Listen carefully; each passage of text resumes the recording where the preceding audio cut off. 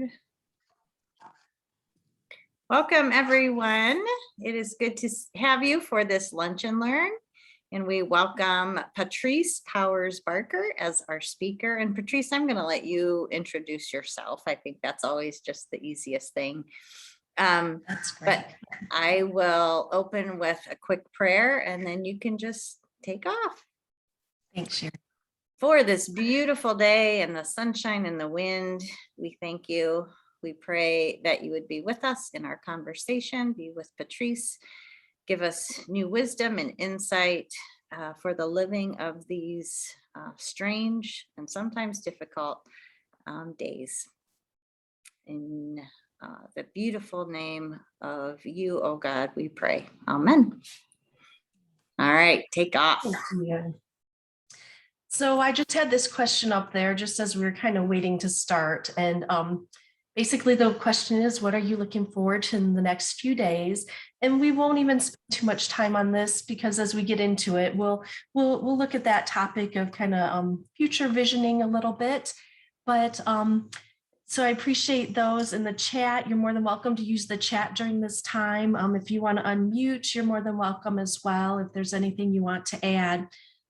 But what we'll do is we'll go ahead and get started. And because this is a lunch and learn, hopefully you're in a space that you're either enjoying your lunch or, Sherry and I kind of talked about at this time of year, we almost feel a little zoomed out. So I hope you're able to make yourself comfortable as we take this time to talk about now and later. And we're going to talk a little bit about that paradox of being in the moment as well as planning for the future. And as Sherry had said, my name is Patrice Powers Barker, and I work for the Ohio State University Extension in Lucas County. And we'll get into that in a moment about some of the community resources. I just quickly want to talk about the goals we'll do during this lunch and learn. And part of what we'd like to do is just highlight that connection between NAMI of Greater Toledo, the Mental Health Faith Council, as well as Ohio State University Extension in Lucas County, where I work.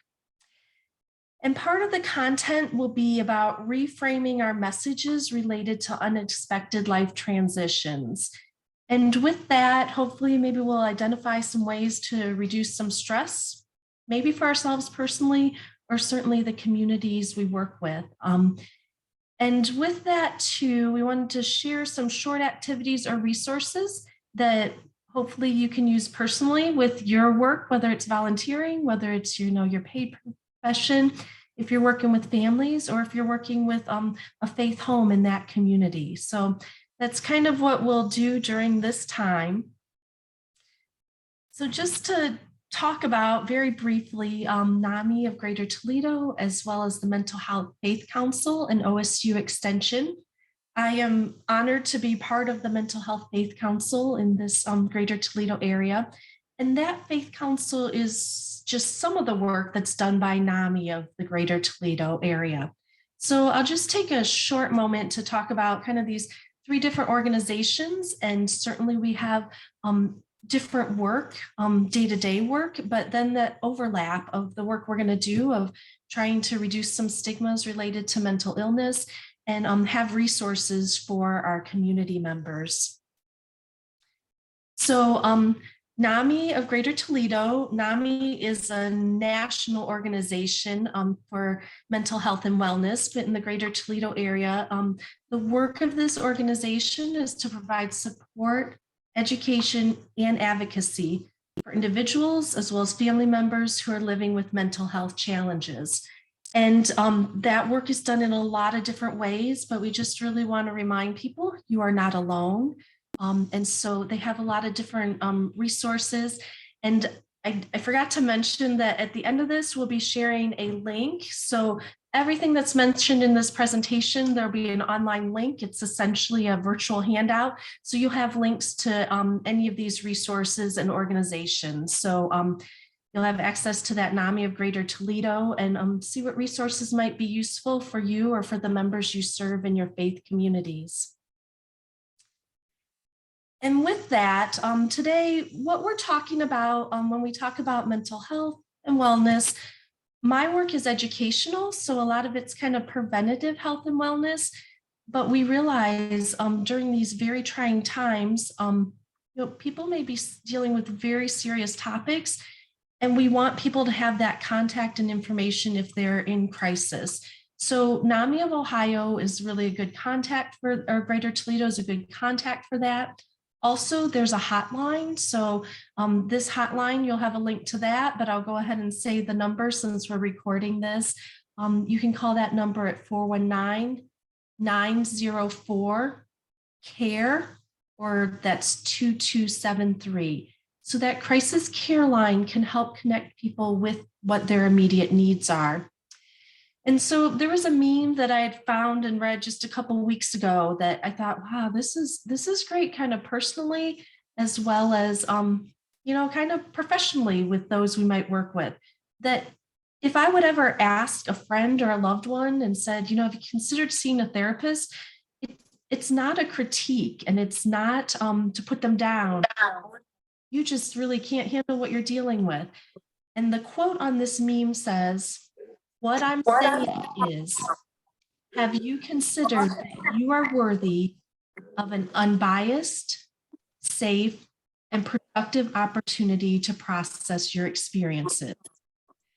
So the reason we want people to be able to connect with either that immediate crisis care line, or maybe it's ongoing support with a therapist or help from the professional doctors, that you are worthy of having that help and this wellness in your life. So we want people to have all of those resources as we talk about just kind of general dealing with the overall stress. If that's becoming too overwhelming because it's going on much longer than you think it is, or maybe it's feeling much more intense than kind of a typical experience, please utilize these community resources. And then part of that NAMI of Greater Toledo is the Mental Health Faith Council. And part of this work is that it's about all denominations and faiths, which certainly in our Greater Toledo area, we've got a lot of diversity there. The people who serve on the committee are leaders in different faiths, they're volunteers, they're participants. And the work of this committee is kind of to help make that connection between faith and mental health. And so this slide that I've pulled up is from the NAMI in our national work. And this slide shows some of the spiritual questions that people might have when they're in crisis or maybe in a transition in life. And some of the questions on this slide say, where is God in this? Why do bad things happen to good people? People might question if they have done something wrong. Also, how can my faith help? And what's next? How will I cope with this? So it is not unusual that if people have big struggles, they might have big spiritual questions. And the Mental Health Faith Council is kind of there to help with that support and that connection. So some of those goals are erasing the stigma of mental illness through awareness and education, and engaging the whole faith community in matters related to mental health and addiction. And that also, you'll have a link to those resources. And I'd like to note that certainly during this time of the pandemic, when there have not been meetings in person, there's a wealth of knowledge and information and recorded webinars from all sorts of different backgrounds and experts and topics that you'll be able to find at that website. And then, as I mentioned, I work for Ohio State University Extension, Lucas County. And with that, there's an extension office in every county, and we're the outreach of the Ohio State University. And sometimes people may have connected with the extension office through 4-H and youth development, or maybe you've worked with community development or agriculture, natural resources. And in Lucas County, some people might be familiar with the Master Gardener Volunteer Program and a free horticulture hotline that we have to help with plants and insects. But my area of focus is that family and consumer sciences. And we like to describe this field of work as where science and art meet life and practice. And sometimes people are more familiar with an older title of home economics, but it goes by family and consumer sciences now. And as home economics has been around for a while and is valuable, we really want people to know that not only might we teach the value of nutrition and cooking easy, simple meals for families, it's much more than just cooking and sewing.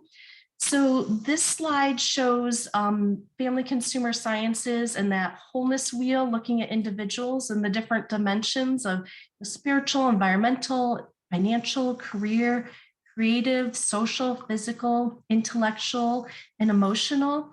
And we help with education to individuals and families to help promote health and wellness across the lifespan.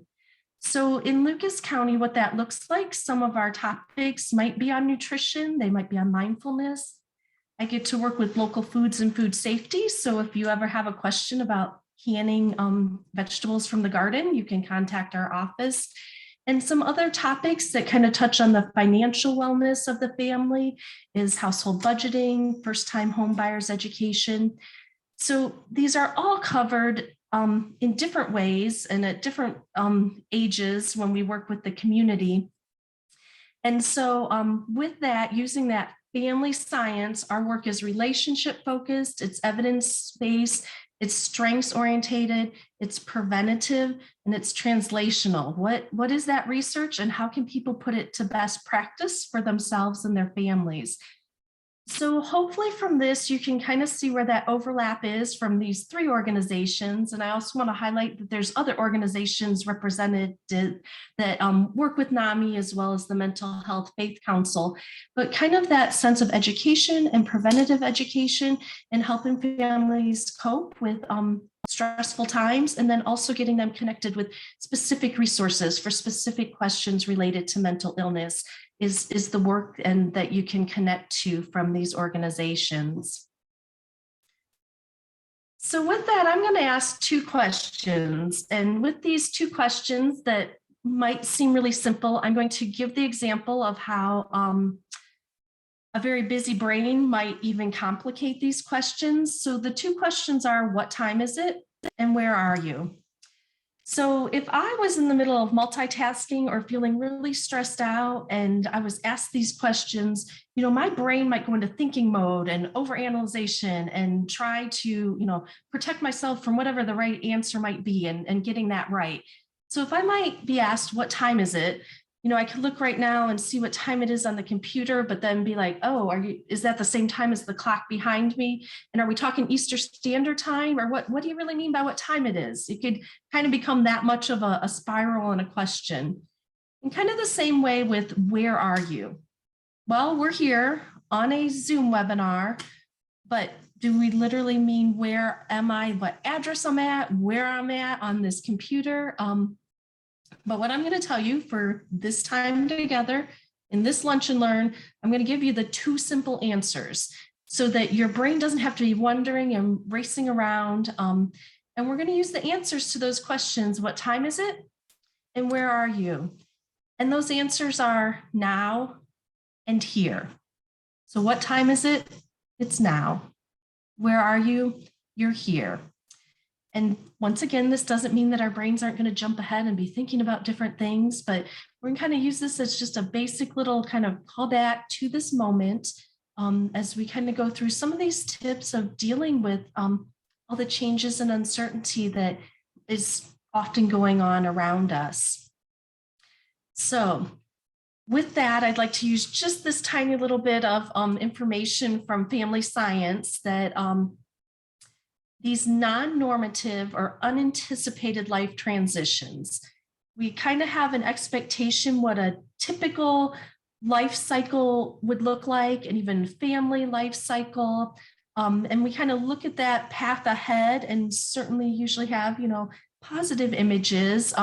We think about childhood, we think about kind of some of those stages at school. Graduation is kind of a typical stage, then into early adulthood. Sometimes during that time, it might be, marriage and starting a family. Not everyone follows the same exact path, but we kind of think about that middle age. And maybe the career is important at that time, family as well. As we age, we kind of think towards retirement, maybe some life goals and things like that. So just kind of that traditional path that we might expect, but we also know that that is not the same story for everyone. And those non-normative and unanticipated life transactions are those things that happen that we cannot necessarily plan for or predict. So with that, a lot of those times it might be unexpected loss. It might be the loss of a job. It might be the loss of a loved one at an earlier age than we would expect. We know that sometimes families, a child might die before the parents, or maybe even the parent dies at a fairly young age and still has young children at home. Some of those other examples could be loss and grief due to violence, could be health problems, accidents, things like that. These non-normative and unanticipated life transitions are not always negative, although frequently they might be. Sometimes there's these unanticipated transitions, like, if you won the lottery, or maybe it's a new job that came along that you didn't expect and have this opportunity, or maybe it's a new family member that's added to the household. So these could all be positive things, but certainly these changes that aren't along that path that we kind of expected and anticipated. So with that, it's almost sometimes like roadblocks or ruts in the road or potholes when we think about this path of life. And so with that, we also recognize that although many of these are individual, there are community non-normative or unanticipated life transitions. And certainly one example that we are all living through is a global pandemic, that this is not what we expected. This is not what we anticipated. And having to figure out what that path and route is. And we certainly don't always have, the exact answers or a map for that, but kind of gathering and remembering what our resources are and those things that we can do to kind of stay on track and encourage one another are going to be the next few tips that I share. So with this, we had some work through extension that we had used pre-COVID, and I think it was like the top 10 tips of maybe dealing with stress in life. And as good as those 10 tips are, as I've looked through them and even looked through some of the research and some of the journal articles that are being published, 10 might be overwhelming right now. So even at this point of us maybe being zoomed out, just trying to take things day by day versus week by week, we're just going to focus on 4 topics during this time together in this lunch and learn.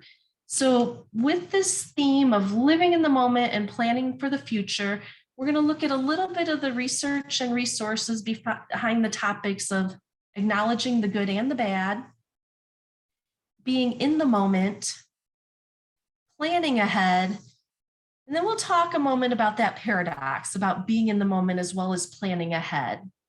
So we're just going to go through like these 4 tips. This may not be new information to you. So even if it's not new though, sometimes that reminder and that learning together and maybe thinking how we can use some of these maybe personal insights, but in other ways with the communities we work with, whether that's a faith community or, other organizations. So with that, we'll start with acknowledge the good and the bad. And with this, we kind of want to stay positive and focused on that. But there is a bit of a challenge that if we're only focused on the good and not recognizing everything that's happening, that skewed view is not helpful or supportive of others, particularly when others are going through bad and challenging times. Even there was a journal article that was writing about this, and they talked about self-compassion is not merely a Pollyannish form of thinking. So this journal article used this Pollyannish, which I'm not sure if every generation would know that because it's kind of based off an older story and movie of Pollyanna who kind of looked on the bright side of things. But the interesting thing is, and that was actually the novel first came out in 1913 about Pollyanna. But even the author of that book kind of was a little bit frustrated that people use that term of Pollyannish of, oh, you only look at the good and you aren't living in reality.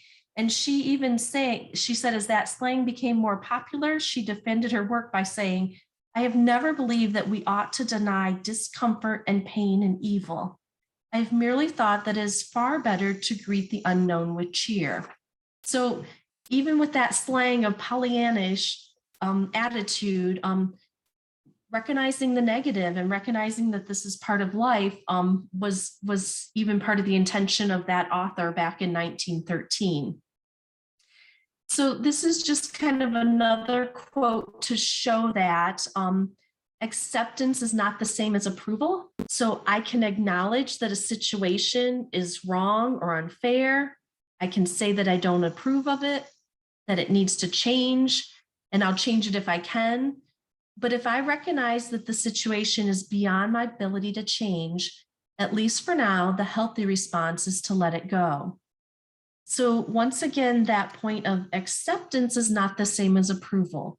We can name the bad and we can name the negative. That doesn't mean we need to accept it, but just ignoring it may not be the best way to necessarily deal with it. So one resource I'd like to share, it's a poster that you can download, and this was designed by a teacher over a year and a half ago. It was around the time when many schools across the United States closed down for what at that point many thought was a week or two.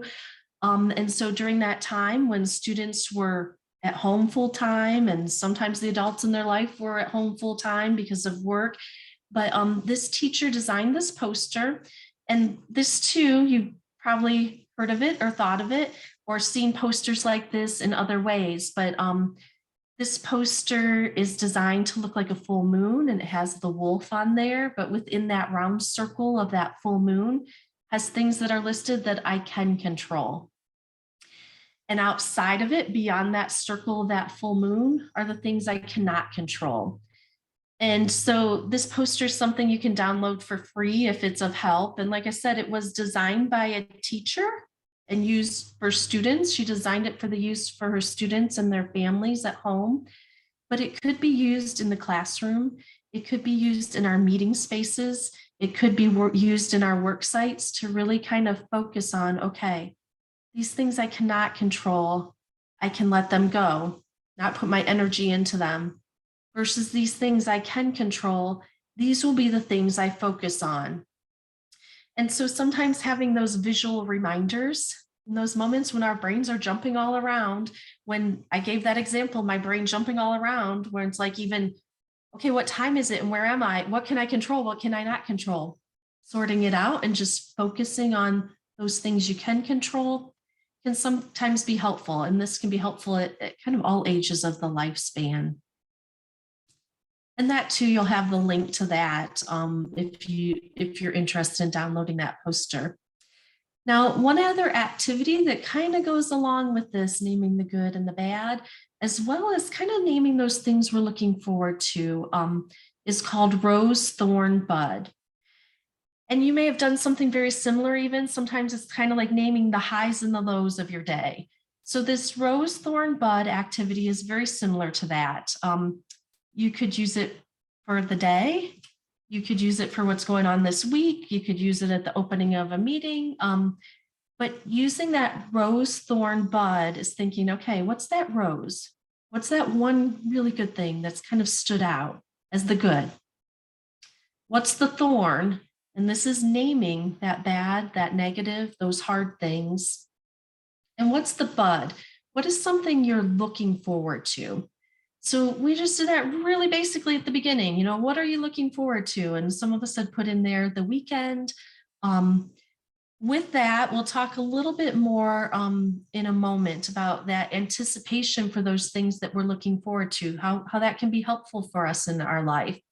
So what I like about this rose, thorn, bud activity is that we can use it in different settings. So it can be really personal. It could be something I just do a checklist in my head. Okay, what's going okay? What's hard? What's something I'm looking forward to? It can be that simple.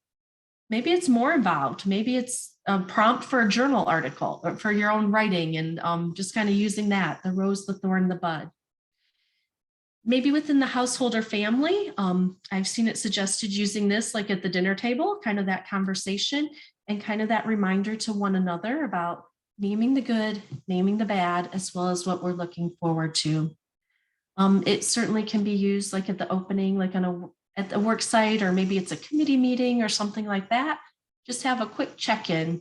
And it can also work online. So depending if we're meeting in person or if we're working online, that could be part of the discussion, or people could even put their answers into chat, depending how you want to use it. And that too can be used with a lot of different ages. It can be used with children as well as, maybe it's a senior group we're working with.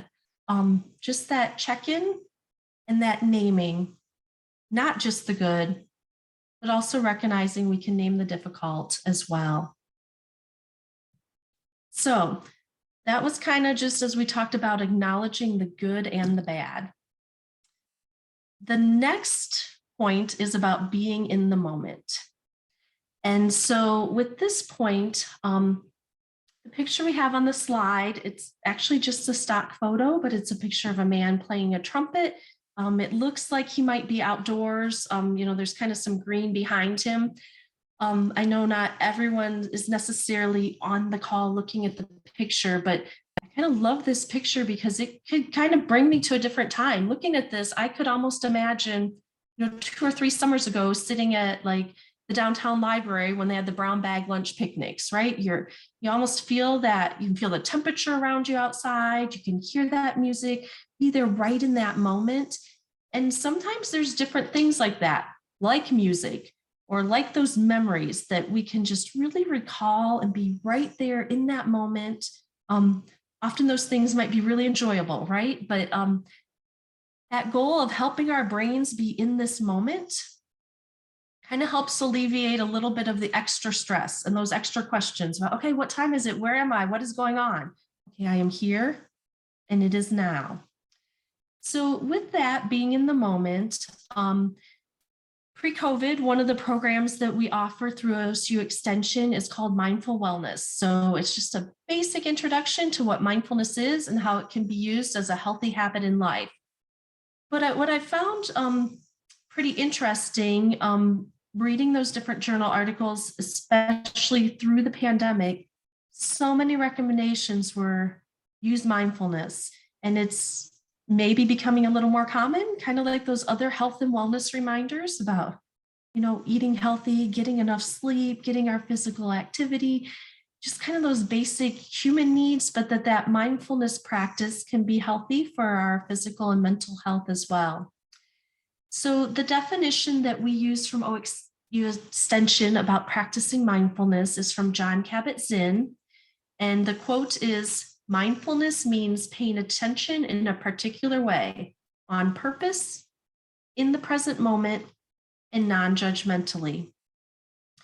So that's the quote that Jon Kabat-Zinn used. He's kind of known here in the United States, particularly from a lot of work that started in the 1980s, and his research really focused on making that connection between purposeful meditation practice and health and wellness, particularly for those that might have been living with chronic pain. So he, through the decades, has done a lot of work in kind of making that connection with our physical health. And the thing about mindfulness is that even with his research, it's not going to solve all our problems by any means, but it might help alleviate them a little bit. So even with that research on those who are in the hospital with chronic pain, maybe they, some of the things they found were that people needed a little less pain medication, or when they were ranking their pain, it wasn't as high. So there's, years of research that's shown how we can use this practice for our benefits.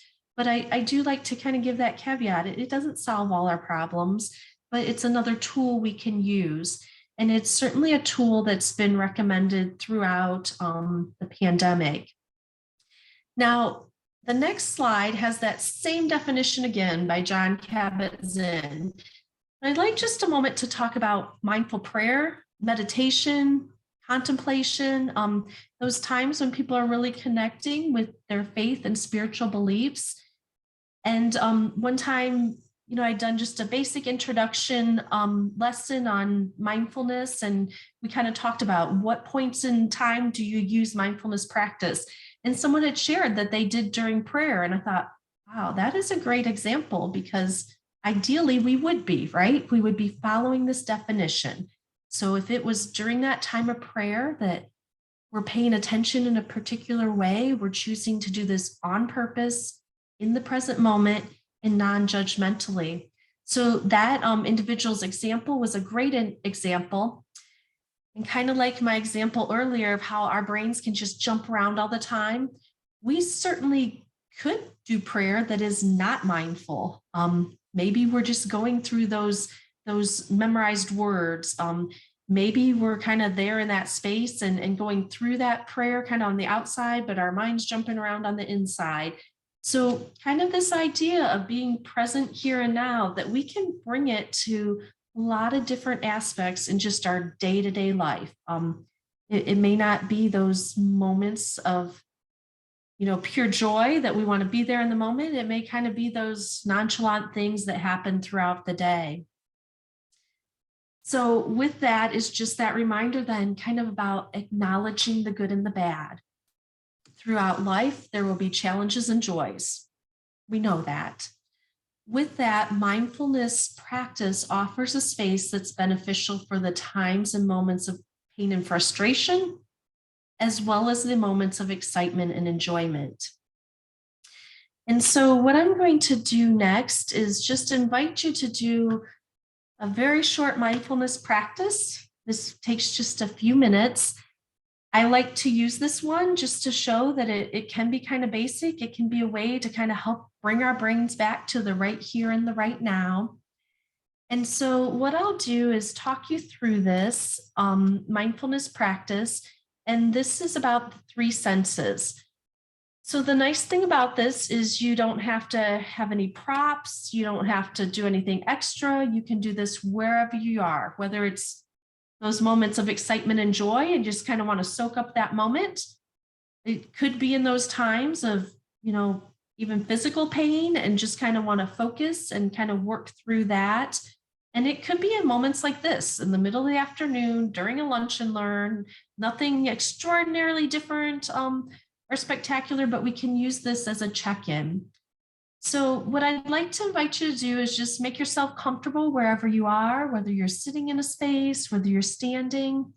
And if you'd like to just take a deep inhale through your nose and inhale all the way in and fill your lungs, and then exhale through your mouth, kind of blow all that air out. And you can do a couple deep breaths like that at your own pace. And a lot of times we might start a mindfulness practice with those deep breaths as just a way to pay attention and feel what's going on as you inhale. And just physically feel the sensations as you exhale. And then we're just going to use our three senses. We're going to start with sight. So all you need to do is look at three things wherever you are. You're not going to be quizzed on this. You don't have to remember them later. Just right wherever you are, just look at three different things. And maybe this is a space you're typically in and everything looks kind of familiar. Maybe you notice something different. All you have to do is look at three things right where you are. And then the next sense we're going to use is our sense of hearing. So if it helps to close your eyes to kind of block out visual distractions, you're more than welcome. You're not required to, but we'll just take a moment and listen for three different things.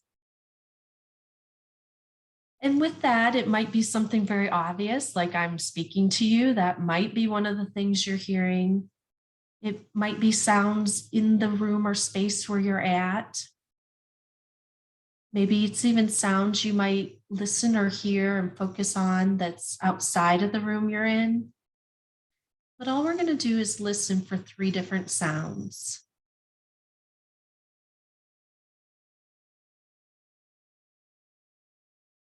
And then the very last one we're going to do is kind of use our sense of touch. And with this, we're just going to notice three different sensations. So maybe it's as simple as just feeling the temperature around you. If you were outside or in front of a window, maybe you're feeling a breeze. Maybe it's using your sense of touch and using your hands, and wherever you are right now, just feeling 3 different surfaces. Maybe it's feeling the fabric that you're wearing or a countertop near you. So just use your sense of touch and notice 3 different sensations. And then we're going to wrap up this brief mindfulness activity. So if you'd like to go ahead and take one more deep breath and inhale all the way in, and then exhale all the way out. And so this is one example of a really quick little check-in that you could do, or you could use with, people around you. And just that we're making ourselves kind of really available to this physical space that we're in. Also with that, it could just be a real quick check-in. If you're feeling really overwhelmed or it's hard to focus, just know that taking that minute and a half and focusing on these sensations could be a way to kind of focus your brain on the here and now. Now, certainly we encourage, if someone is doing a mindfulness practice, if you could do those exercises similar to how we do physical exercise and commit to doing 15 to 20 minutes a day of a mindfulness practice, you kind of build up that strength over time. So when those stressful moments hit, your brain kind of can go into that mode of giving a little bit of a pause before possibly overreacting, and kind of giving yourself that space. And so that's kind of the value of doing a mindfulness practice on the regular experience, but then using these little quick ones throughout the day is just a reminder to be here and now. And so we've talked about acknowledging the good and the bad. We've talked about the value of being here in the moment. And we're going to talk a moment about the value of planning ahead. So we're going to use this slide again that asks, what time is it? It is now. And where are you? You are here. So right here in this moment, we're going to kind of think ahead, kind of in these plans for life. And we know they're very uncertain times. So sometimes that's hard to do with those plans. So this next slide kind of has a plan A crossed out, a plan B crossed out, and has a plan C written there. And I know I kind of can relate to this, right? It's like we have to have a few things in place, but we don't have to have 20 plans in place. We're going to look at the value of just kind of planning ahead and putting a few things in place for ourselves, even if those things change. And often those changes are those outside things, those things we can't control. So sometimes going back to that and reminding ourselves, okay, we can't control this. What can we control? And then go ahead with what the plan needs to be within those new parameters. So actually, I'm going to go back to that slide just for a moment about that planning, that the research has shown that proactive coping and kind of maybe anticipating some things and putting some plans in place for ourselves can be a healthy way to cope, especially when things might be changing a lot. So even in these uncertain times, it's recommended keep making plans. So kind of that future orientation, it's okay to do that. We want to live in the moment, but by kind of thinking ahead and maybe working around some things that could be challenges, we might be able to avoid a little bit of stress as well as other negative impacts. So, maybe there's some changes we can anticipate depending where people are at. And, some of us all moved home for work. Some of us all moved back into the workspace, different things like that. Sometimes we have dates and times and changes. So kind of that difference between if you had been working at home versus, okay, moving back into the office, maybe it's just the really day-to-day practical things like now I need to plan for lunch, or now I need to get back on a routine of doing the laundry. So sometimes it's, I don't want to say simple things, but sometimes it's those day-to-day basics that we think about what our needs are and how that might be shifting and changing, and think about and put that plan into place, how to make it as easy as possible on ourselves. Also, for some of those things, maybe not the day-to-day chores and maybe the day-to-day stress of balancing work and family and community obligations, but maybe kind of those looking ahead to those opportunities, like maybe it's a little vacation or something like that. The research has shown the value of us looking ahead to that And that anticipation and kind of the joy in that can be a beneficial thing in our lives. So even though we're right here, right now, we might be thinking ahead about some specific events. And with that, we might be asking individuals or families or community teams that we're working with, our different groups that we work with, about what they might like to see and hear and feel, or maybe do more of or less of. And so with that, we can kind of we just use that 3 things as a being right here in the moment, but we can use some of those same concepts to do a future vision activity. And we'll kind of talk through this, but also I want to let you know that there's a little handout that you can use for this also, and you'll have a link to that. But the future vision activity, and this is based on some work from PAC's tools. I'd like you to kind of picture, so a lot of their work is with parents and youth, and I'd like you to picture how they use these kind of categories, or what are we going to see? What are we going to hear? What's it going to feel like? What are we going to do? And some of those examples are with families, and it might be the parents having this discussion with children. So in this example, if you can just kind of picture maybe a toddler and the adult with them, we're going to go into the grocery store. And we know that sometimes, there's all these things they want, they need, they might want to be running around and moving around. But before going into that grocery store, kind of do this check-in of this future vision activity. Okay, what are we going to see happening? Well, whatever the situation is, maybe we're going to see them sitting in the cart, or maybe we're going to see them walking alongside of the adult. What are we going to hear more of? Well, maybe they can ask questions, and what we want to hear less of, they're not begging or crying for, a piece of candy. We can address what we don't want to necessarily be listening to. What's this trip going to feel like? And what are we going to do on it?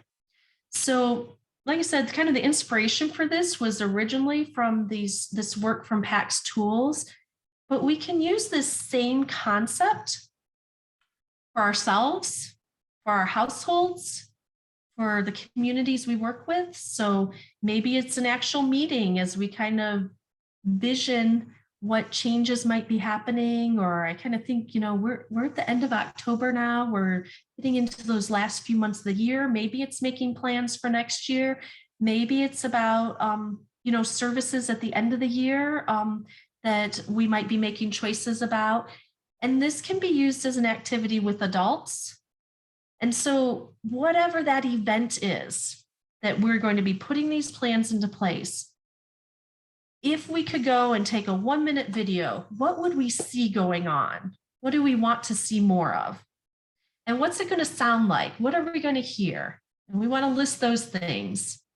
And what's it going to feel like? And as well, what are we doing? What are those actions we're taking that we're doing more of? And if you'll notice on this slide, and then it's also similar on the 1-page handout, there's much more space to write what we want to see and hear and feel and do more of. We're really going to focus on those things that we want to be happening. Also, as a way, we want to address those things that we want to see less of, but we also are going to write many fewer things. So if I'm going to say what I want it to look like, we're going to list 3 or 4 things together, what we want it to look like. And maybe it's just one thing. We want to make sure this isn't happening. It's not going to look like this. And kind of similar for each of those columns. What do we want to hear? What's going on? We want to hear people asking questions. We want to hear people participating in singing, whatever that is, what we want to hear. And then what we don't want to hear, that's just going to be maybe 1 point. Maybe what we don't want to see or hear or feel or do, maybe we're not even filling out every single one of those boxes.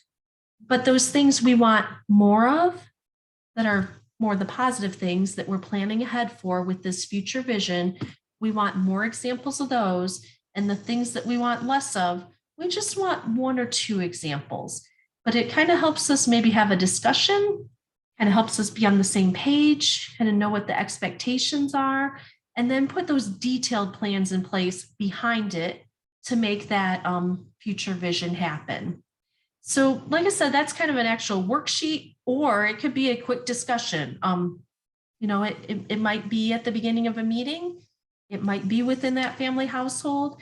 It might be things that we haven't done in a year, but we're now going to get back to it. And how might that look a little different this year than it looked 3 years ago because of the pandemic? And that way we might have a way to communicate and understand where people are coming from. So with that, we kind of talked about these points, and then especially those last two, being in the moment and planning ahead. There's really a paradox there, right? Telling you right here, right now, live in the moment, but we're also talking about the future we can't quite predict, can't quite control. But with that, we're really trying to focus on the good that can be happening and maybe being prepared for those challenges that come. So even though that feels like a paradox, we're going to go back to this reminder. Okay, what time is it? It is now. And where are you? You are here. We're here in this space, and maybe this space is planning ahead for a future event, for a future meeting, for a future thing that's going to happen. And so with that, kind of that paradox of now and later, we might know that there might be some road bumps or some cracks in the road or some ruts in the road. So we can do a little bit to prepare for that, but we don't want to focus on only that. This is where it's kind of going back to, we want to name the good. We want to name that bud, what we're looking forward to. And it is okay to acknowledge the difficult and the challenges and the bad, but we don't want that to be our only focus. So although we don't have a roadmap for these unusual times, we kind of want to navigate around and not make things worse on ourselves than we have to. So with that, there's a quote by Maya Angelou that I thought kind of fit in with this whole topic, that if you must look back, do so forgivingly. If you must look forward, do so prayerfully. However, the wisest thing you can do is be present in the present, gratefully. So certainly some of those different themes that align with acknowledging the good and the bad, being mindful and coming at that with kind of a non-judgmental attitude, those things that are happening. And she kind of used those different words. Let's do that forgivingly and prayerfully and gratefully. And so with that, we don't want our brains to be like that example at the beginning. What do you mean? What time is it? What clock am I looking at? What's going on? And we don't want it to be stirring and creating chaos for us.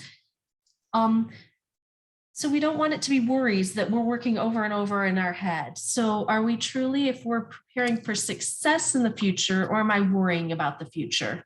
That's not the goal I want to be doing. Am I taking pleasure in looking forward to those future events? And that's kind of the benefit we want to get from that anticipation, or looking forward to what is the bud that you're looking forward to. And then that also, as we're planning ahead, are we still checking in the here, in the now, in this moment? We're not trying to live in the future, but are there ways that we can prepare for that?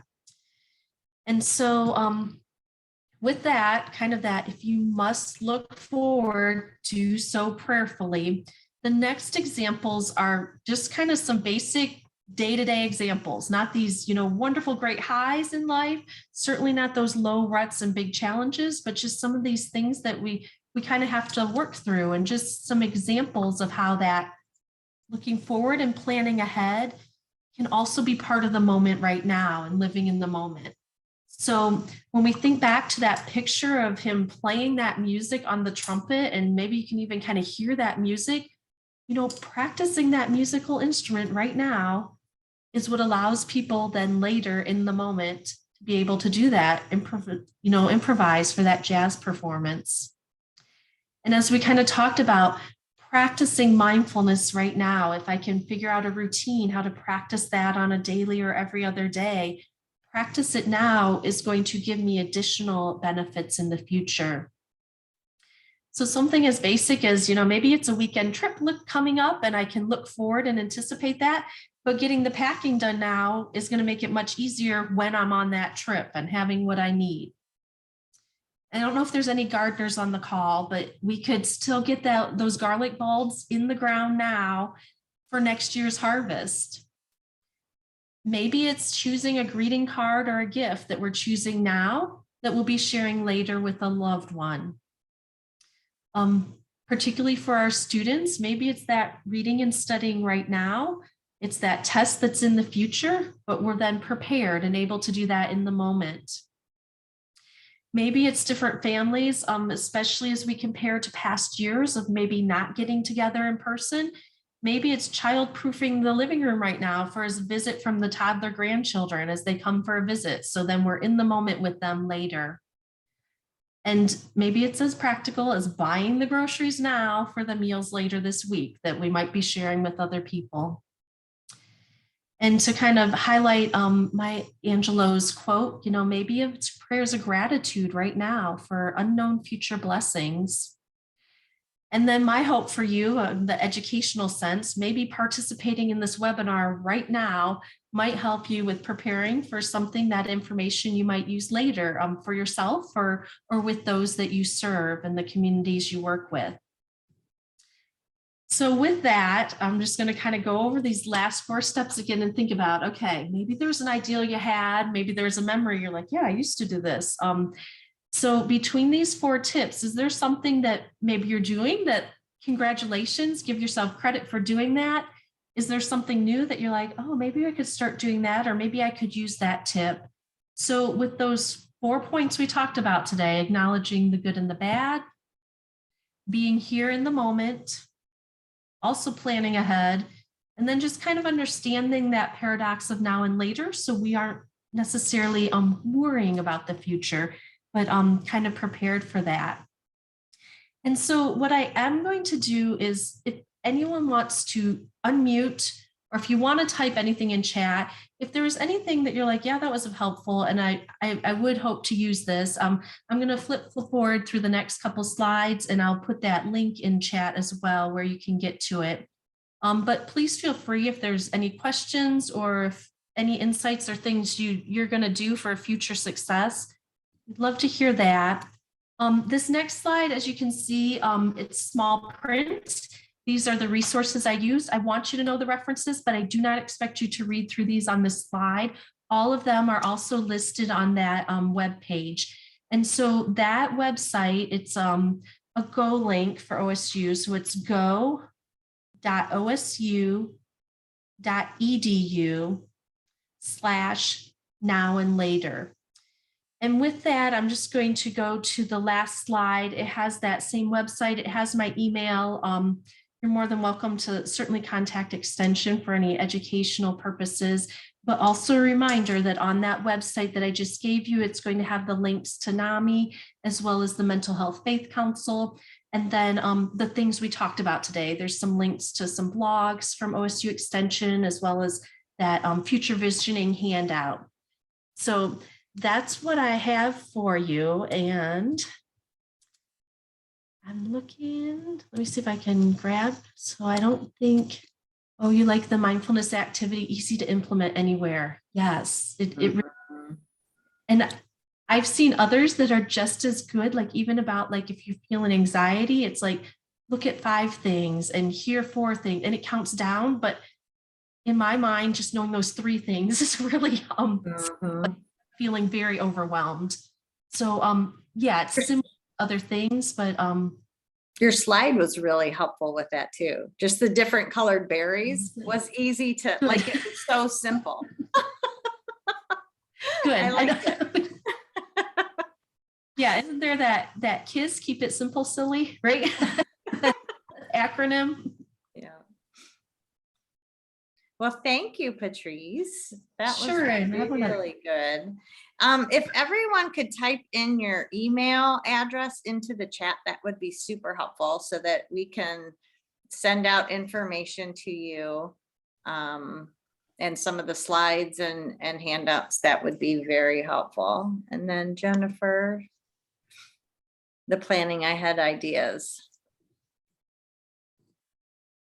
were things that Jennifer appreciated, Patrice. Yeah. And I appreciate about my job that I try to put these things into practice also, because it's daily practice, right? For everyone to, and then I put the link in there as well for the the site that you can get to the resources. Excellent. Excellent. And I appreciate everyone who came today to this afternoon, and certainly Sherry, appreciate the work you do to help coordinate us. Oh, absolutely. It's a pleasure. It was excellent to just kind of sit and be in the moment and have you walk us through that. So thank you so very much. Sure. All right. Well, everyone, thank you so much and have a wonderful day. And we will see you next time around. Thank you. Bye-bye.